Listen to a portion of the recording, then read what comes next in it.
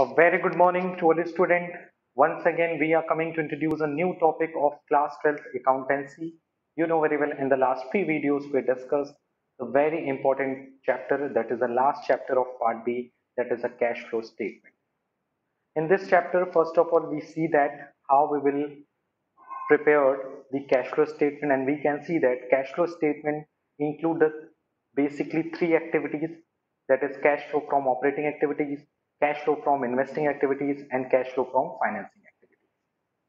और इन तीनों एक्टिविटीज को सेपरेटली कैलकुलेट करना कि कैसे हम ऑपरेटिंग एक्टिविटी से कैश फ्लो कैलकुलेट कर सकें, how we will calculate the cash flow from investing activities and how we will calculate the cash flow from the financing activities we already discussed in the last few videos. So now we will discuss a new question in this videos. In this video we take a lots of doubts from your side. So the first doubt from your side is the preparation of the cash flow statement with the given information, and thereafter we are moving to the some of the important exercise question which are already given in your book. So आज के इस video में हम लोग पहले कुछ numerical question solve करेंगे, जिसमें पहला न्यूमेरिकल क्वेश्चन है which are related to the preparation of the cash flow statement, जिसमें एक properly cash flow statement prepare करेंगे हम कुछ इंफॉर्मेशन के बेसिस पे, and thereafter we calculate the cash flow from operating activities and cash flow from the financing activities from the different questions. So let's start the today's video. The first question of this video, the question number 18, as you can see that on your screen, the question number 18, prepare a cash flow statement from the following information. Yani information is given. Information is opening balance of cash is 15,000, closing balance of cash is 19,000, increase in creditors is 13,000, decrease in debtors is 17,000, fixed assets purchase 30,000, redemption of preference share 14,000 and profit of the year is 18,000. इस तरह का question already हम second video में भी solve करेंगे.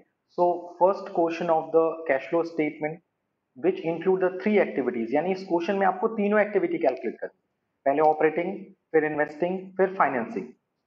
तो एक question मैं इस वीडियो में इसका सॉल्व कराऊंगा और दूसरा क्वेश्चन मैं दूसरे वीडियो में सॉल्व करूंगा, और कुछ छोटे मोटे क्वेश्चंस जिसमें हम लोग ऑपरेटिंग एक्टिविटीज, फाइनेंसिंग एक्टिविटीज और इन्वेस्टिंग एक्टिविटीज को डिफरेंटली कैलकुलेट करेंगे, जिसमें हम लोगों ने बेसिकली इन्वेस्टिंग एक्टिविटीज को काफी अच्छे से समझ लिया है. ऑपरेटिंग एक्टिविटीज के कुछ क्वेश्चंस हैं जो आपके डाउट्स हैं उसको डिस्कस किया जाएगा, और हम लोग नई एक्टिविटी स्टार्ट करेंगे, that is the financing activity. So on 3 सितंबर 2019 we almost complete the three activities, यानी आज के वीडियोस के बाद we will move to the finally we will move to the preparation of cash flow statement as per accounting standard 3.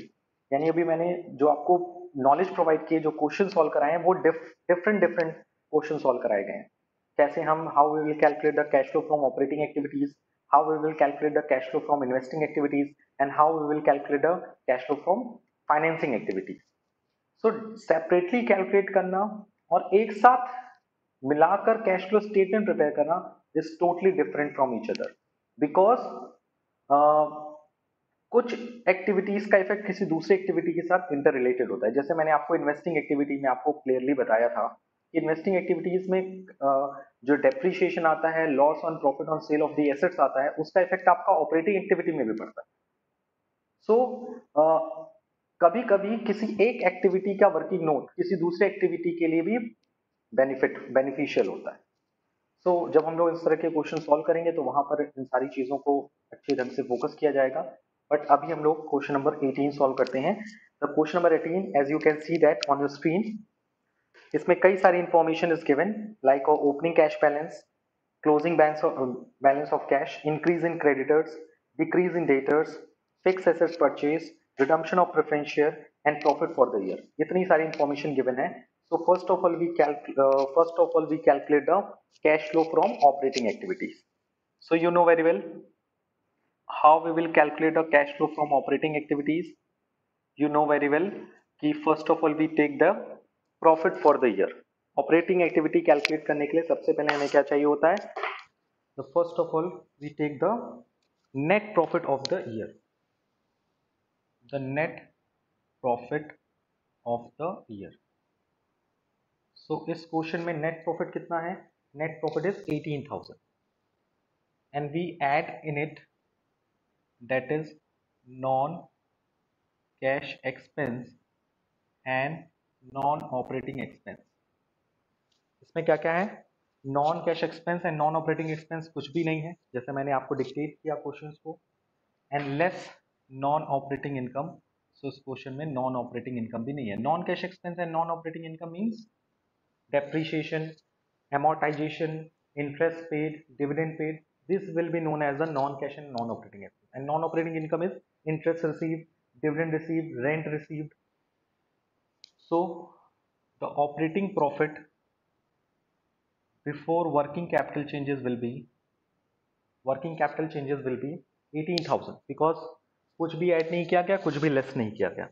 And after that you know very well हम current asset and current liability का adjustment करेंगे. तो question के according clearly it is given that is increase in creditor.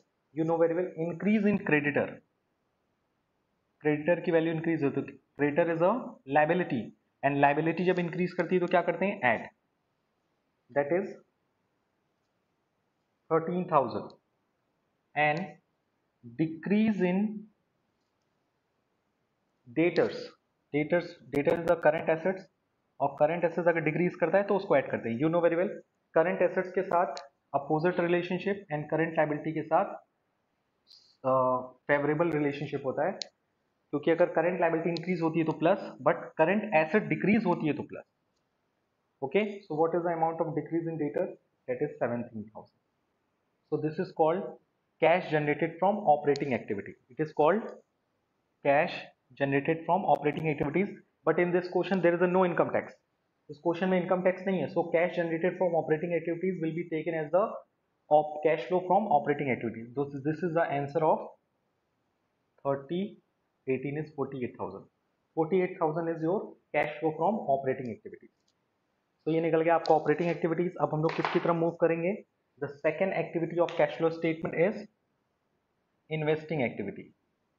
और इस question में जैसा कि मैंने आपको बताया है, इस क्वेश्चन में इन्वेस्टिंग एक्टिविटीज में क्या क्या आएगा? The one very important that is a fix assets purchase. You know very well when we purchase the fix asset तो it is an example of cash outflow. That is purchase of fix assets. And you know very well जब हम fix assets purchase करते हैं तो it is a cash outflow, that is a 30,000. So your cash used from operating activity will be cash used from investing activity, that is 30,000. And thereafter we take the financing activity. उसके बाद हम लोग कौन सी activity calculate करेंगे? That is cash flow from financing activity. In the financing activity we take the different types of inflows and outflow regarding the share, debenture, long-term loan, whatever. So investing activity, financing activity mein you can see that in this question that is redemption of preference share. It is also an example of cash outflow, that is redemption of preference share, and the value is redemption of preference share will be 14,000. So the total of activity number C is minus 14,000. So you can see that operating से inflow हुआ है, but investing and financing से आपका outflow हुआ. So you can see that 30 and 14, the total is 44, outflow and inflow is 48. So यहाँ पर आपका answer क्या आएगा? Net increase in cash and cash equivalent, that is net increase in cash equivalent. कैसे? How? A plus B plus C, and A की value कितनी है? 48, B 30, 14, that is 44 minus 48, that is 4,000. 4,000 is a positive, that's why we can say that net increase in cash equivalent. Okay, so net increase in cash equivalent कितना आया? That is 4,000. And you know very well इस net increase in cash and cash equivalent में हम लोग add क्या करते हैं? we add the opening cash and cash equivalents. You know very well. Yes, net increase in cash and cash equivalent कैसे आया increase? 48 plus 30 plus 14, but it is in negative. 44, 48. That is a 4,000. It will be known as a net increase in cash and cash equivalent is 4,000. And after that we add in it opening cash and cash equivalent. The opening cash and cash equivalent is according to the question is 15,000. And 15,000 में जब 4,000 add करेंगे तो we got the 19,000. So this is the closing cash and cash equivalent. So your question is solved. But this is a not a appropriate format of cash flow statement. ये पूरा format is not a appropriate format. जब हम cash flow statement बनाएंगे after considering the after solving all types of the question, जब हम सारे तरह के क्वेश्चन सॉल्व कर लेंगे तो उसके बाद हम properly cash flow statement prepare करेंगे. इट इज अ रफली format of the cash flow statement जिसमें आप लोगों ने पहले ऑपरेटिंग का आंसर निकाला, फिर इन्वेस्टिंग का निकाला, फिर फाइनेंसिंग का निकाला एंड देयर आफ्टर इन तीनों को ऐड किया. ऐड करने पे आया plus, that's why it is called net increase in cash की, दैट इज 4,000. एंड उसके बाद क्या किया गया? After that we add opening cash in cash it is 15,000. 15,000 plus 4,000 is 19,000 and both are the items are given in the question. Opening cash balance is also given, closing cash balance is also given. तो अगर आप opening balance देखोगे cash का और closing balance देखोगे cash का तो दोनों आपके क्वेश्चन में ऑलरेडी गिवन होगा. तो उनके बीच का जो डिफरेंस है it is called the net increase और decrease in the cash in cash equivalent. जैसे अगर 15 है ओपनिंग, क्लोजिंग है 19, इसका मतलब ड्यूरिंग द ईयर आपका कैश इन कैश इक्विवेलेंट 4,000 से क्या हुआ है? इंक्रीज हुआ है. That's why cash flow statement भी यही बताता है ऑपरेटिंग, इन्वेस्टिंग एंड फाइनेंसिंग की हेल्प से कि आपका ड्यूरिंग द ईयर कितना पैसा ऑपरेटिंग से इनफ्लो आउटफ्लो हुआ है, इन्वेस्टिंग से कितना इनफ्लो आउटफ्लो हुआ है और फाइनेंसिंग से कितना इनफ्लो आउटफ्लो हुआ है, ताकि आप इजीली कंट्रोल कर सकें कि एडुकेट अमाउंट इनफ्लो और आउटफ्लो हुआ है कि नहीं हुआ. बेसिकली पर्पस यही होता है कैश फ्लो स्टेटमेंट का. So you can see that how we will prepare the cash flow statement in roughly format, and in this question you can see that how we will prepare the cash flow statement. In this question we see that we calculate cash flow from all the activities, that is the cash flow from operating activities, cash flow from investing activities and cash flow from financing activities. And thereafter उसको add किया. Add करने पे हमें पता चला कि net increase हुआ है cash and cash equivalent decrease, और उसको ऐड किया opening cash and cash equivalent में and we find that the closing cash and cash equivalent at end. Okay, so let's we move to the next question. The next question is question number 11D. Okay, so the question number 11D, as you can see that on screen, calculate cash from operating activities from the following. Profit for the year amounted to 50,000 after providing for the depreciation of 20,000. Following is the position of current assets and current liabilities. Cash in hand 15,000 for the current previous year 2017 and current year is 2018. 15,000 and 28,000. Trade receivable 1,70,000. 1,70,000. Provision for doubtful debts 5,000, 6,000. Trade payable is 80,000, 75,000. Inventories 1,20,000, 1,60,000. Outstanding expense 0 and thereafter 10,000. Prepaid expense 8,000 and 2,000. Accrued income 10,000 and 15,000. Income received in advance 6,000 and 3,000. Bank overdraft is 75,000 and 60,000. So you can see that in this question you have to calculate the cash flow from operating activities.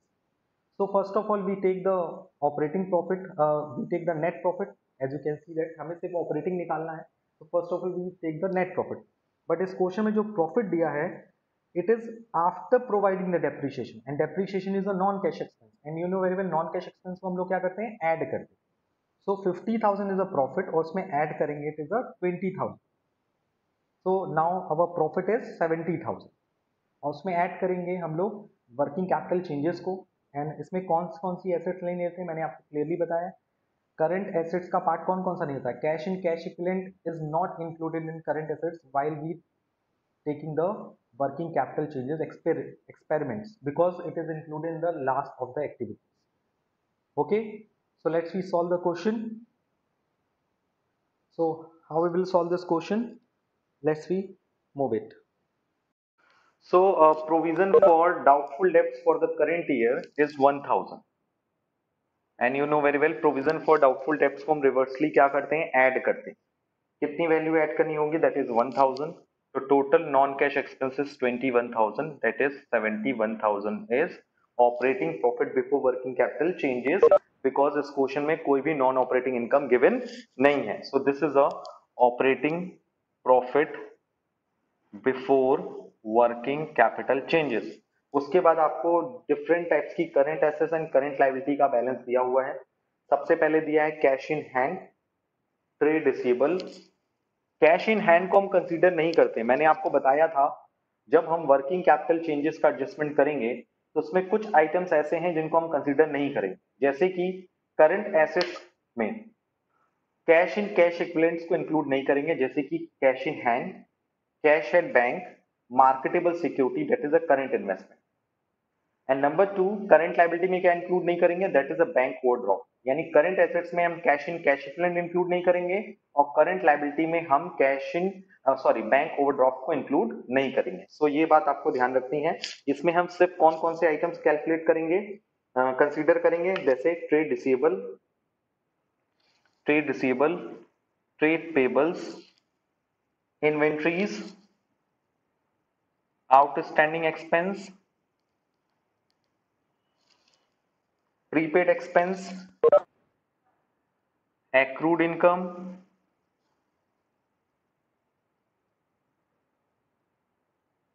okay, income received in advance, that is advance income, और एक value दी है आपका bank overdraft, तो उसको consider करना ही नहीं है. सो इतने आइटम्स आप कंसीडर करेंगे. सो कैसे कंसीडर करेंगे, ट्रेड रिसीवेबल पहले कितना था, दैट इज 1 लाख, अब कितना हो गया 70,000, तो डिक्लाइन हो गया, तो उसको क्या कर देंगे, ऐड कर देंगे.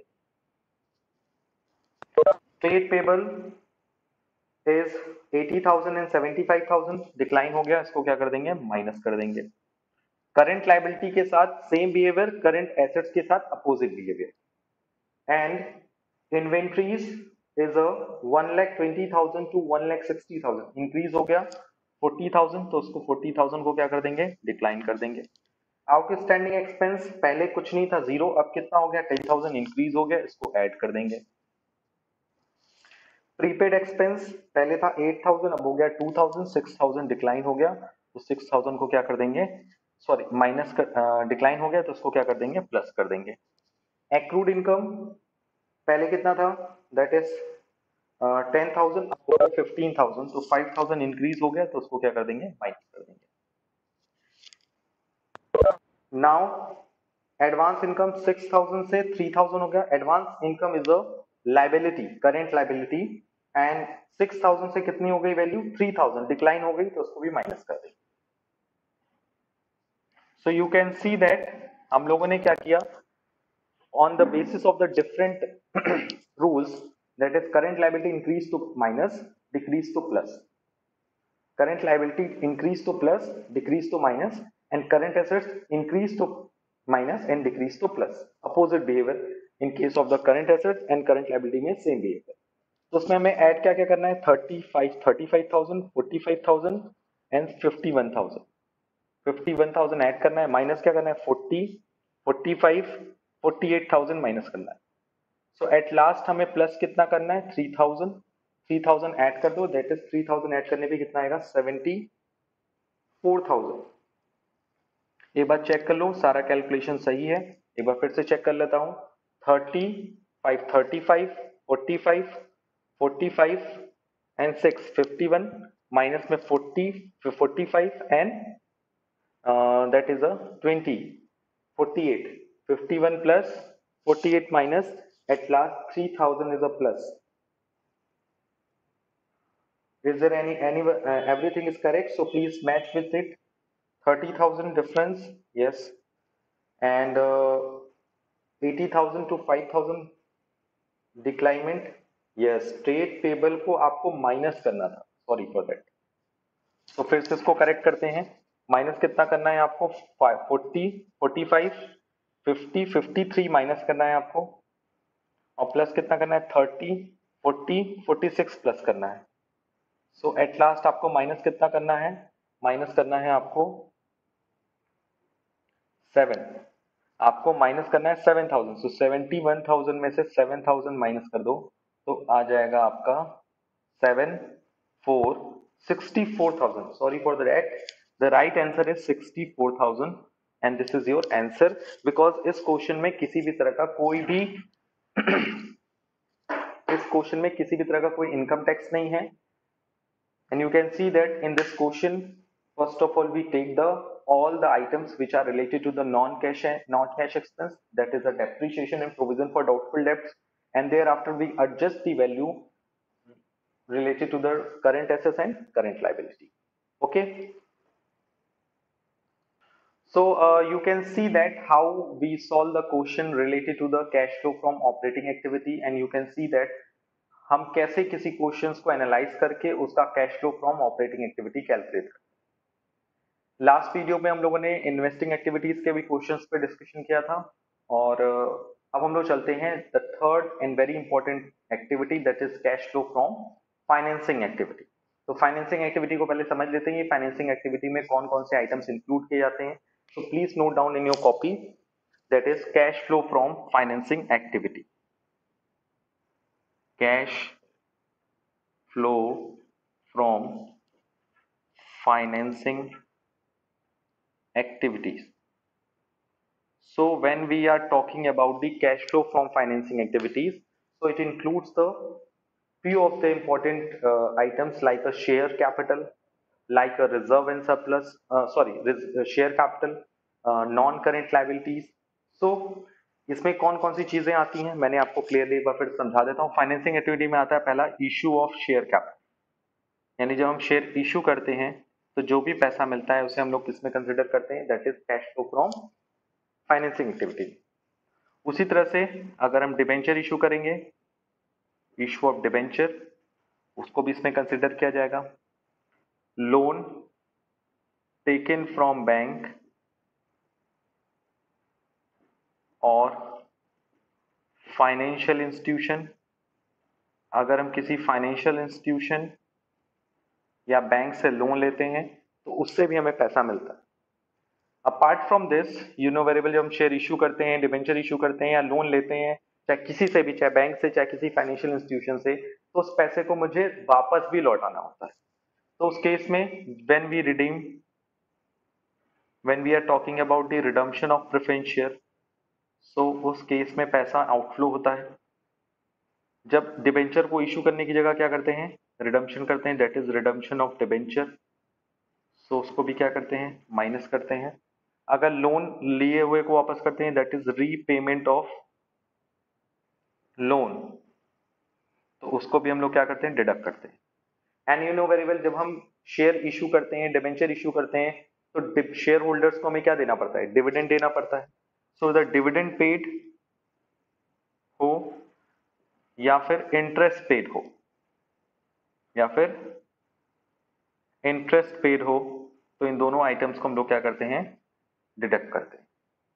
So you can see that हम कौन कौन से आइटम्स प्लस करते हैं, कौन कौन से आइटम्स माइनस करते हैं। And finally we got, if it is in positive figure, so it will be says as the cash flow from financing activity. अगर यही आइटम्स माइनस में होता है तो it will be taken as cash used from financing activity. अब इसमें कुछ चीजें आपको थोड़ा सा ध्यान रखना है। You know very well, when we are talking about the issue of share, तो शेयर दो तरीके से इशू होता है, पार पे और प्रीमियम पे। तो जब भी कोई शेयर पार पे इशू होता है तो आपको 100 रुपए के बदले कितना मिलता है, 100 रुपए मिलता है। तो आप क्या लोगे, इशू ऑफ शेयर कैपिटल को 100 रुपए पे लोगे। लेकिन अगर आपने शेयर को कितने पे इशू किया, प्रीमियम पे, तो 100 के बदले आपको कितना मिलता है, 110 मिलता है, 120 मिलता है। तो जब आप शेयर को इशू किए और उस पर कोई प्रीमियम मिला है, it is also a part of the financing activity. Please note down in your mind कि अगर आपने शेयर इशू किया, प्रीमियम पे शेयर इशू किया, तो जितना ज्यादा पैसा आपको मिला है, जितना आपको प्रीमियम मिला है, वो सब का सब किसका पार्ट हो जाएगा, cash flow from financing activity का पार्ट हो जाएगा। उसी तरह से जब आप डिबेंचर इशू करते हो, you know very well, debenture तीन तरह से इशू होता है। पार पे, प्रीमियम पे और डिस्काउंट पे। ठीक है, तो पार, प्रीमियम और डिस्काउंट पे जब आप करते हो तो पार पे तो 100 का शेयर, 100 का डिबेंचर 100 पे इशू होता है, तो 100 रुपए इशू की तरह लोगे। प्रीमियम पे है तो 100 का शेयर कितने पे लोगे, 110 पे, 105 पे, तो वैल्यू भी कितना लोगे, 105, 110 लोगे। उसी तरह डिस्काउंट पे होगा तो डिबेंचर कितने पे इशू होगा, 100 के बदले 90, 95, 85, वॉट। तो सिचुएशन में आपको करना क्या है, डिस्काउंट के केस में वैल्यू को हटा देना।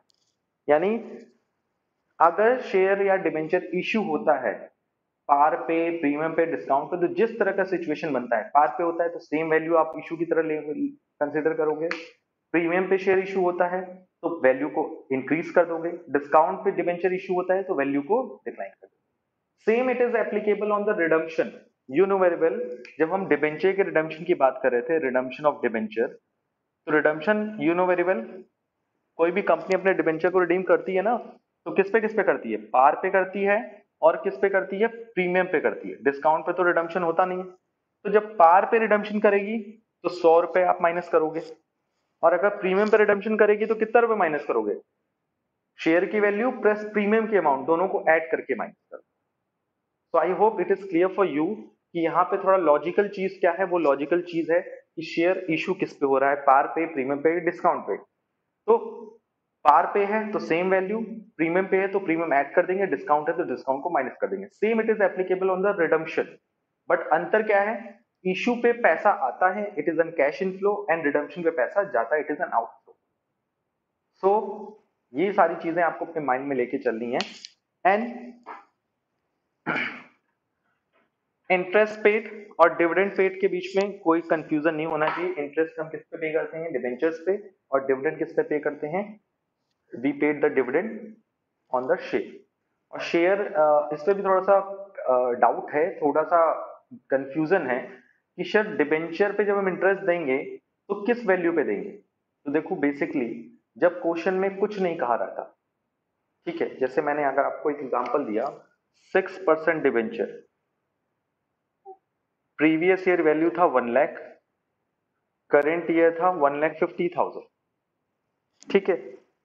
अगर क्वेश्चन में लिखा हुआ है, ये इंफॉर्मेशन दे दिया और आपको इंटरेस्ट निकालना है, तो इंटरेस्ट कितना निकालोगे, ड्यूरिंग द ईयर का इंटरेस्ट कितना होगा, क्योंकि इसमें तो बताया ही नहीं गया है। 1 लाख पहले डिबेंचर था, वो गया 1,50,000 डिबेंचर, आपको कितने पे डिबेंचर पे इंटरेस्ट देना है। तो देखो ये यहां इस कंडीशन में ये मान लिया जाता है, it is assume that additional debenture were issued on 31st मार्च। यानी याद रखना है कि जब क्वेश्चन में कुछ नहीं कहेगा तो आपको मान के चलना है कि जो एडिशनल डिबेंचर हुआ है वो साल के अंत में इशू हुआ। इट मींस 1 लाख से 1,50,000 हो गया, तो इसका मतलब नहीं कि 1,50,000 पे इंटरेस्ट देना है, आपको किस पे देना है, 1 लाख पे इंटरेस्ट देना है। 1 लाख का 6% यानी कि 6,000 रुपए। क्योंकि आपको ये नहीं पता है कि जो 50,000 एडिशनल डिवेंचर हैं वो कब इश्यू हुए हैं। अगर क्वेश्चन में ये लिख देता कि एडिशनल डिवेंचर इशूड ऑन 30 सितंबर, अगर 30 सितंबर में इशू होता है एडिशनल डिवेंचर, तो अब आप क्या करते हो, 1 लाख पे 6%, 6,000 पूरा इंटरेस्ट देते, और जो ये 50,000 इशू हुआ है उस पे भी 6% इंटरेस्ट देते। वो भी कब, सितंबर को इशू हुआ है ना, तो अक्टूबर, नवंबर, दिसंबर, जनवरी, फरवरी, मार्च, यानी 6 मंथ का आप देते, यानी कि 3,000 और 1,500, यानी 7,500 is your debenture, interest on debenture. ये बात आपको थोड़ा सा अपने माइंड में रखना है, लेके चलना है कि इंटरेस्ट कैलकुलेट करते वक्त डेट इज वेरी इंपॉर्टेंट। कि अगर प्रीवियस ईयर का डिबेंचर की वैल्यू और करंट ईयर की डिबेंचर की वैल्यू में अंतर है, कम है तो रिडम्पशन है, इंक्रीज है इसका मतलब इशू है। अगर कम हो रहा है तो भी आपको ये मान के चलना है कि आपने जो रिडम्पशन किया है वो एट द एंड पे किया। अगर यही 1 लाख से 1.5 लाख हो जाता, 1 लाख से 50,000 हो जाए, तो जो 50,000 रिडम्पशन हुआ है वो कब हुआ है, साल के एंड में हुआ है, साल के बिगिनिंग में नहीं हुआ है। यानी आपको इंटरेस्ट कितने पे देना पड़ेगा, 1 लाख, यानी you will take always it is in your mind, when is there any changes in the opening balance and closing balance of the debenture, so it will be take in your mind, it will be take into the consideration while we'll calculating the interest on debenture on the opening balance. We assume that that is additional debenture issued at the end of the year or additional जो difference debentures हैं will be redeemed at the end of the year. Okay, so I hope it is clear for you, and आज के लिए इतना ही. Thank you, thanks a lot. And बाकी सारी चीजें हम लोग नेक्स्ट वीडियो में कंटिन्यू करेंगे कि और कौन कौन से इसमें इंपॉर्टेंट टॉपिक्स हैं और उससे रिलेटेड क्वेश्चंस को उसमें सॉल्व किया जाए. ओके, सो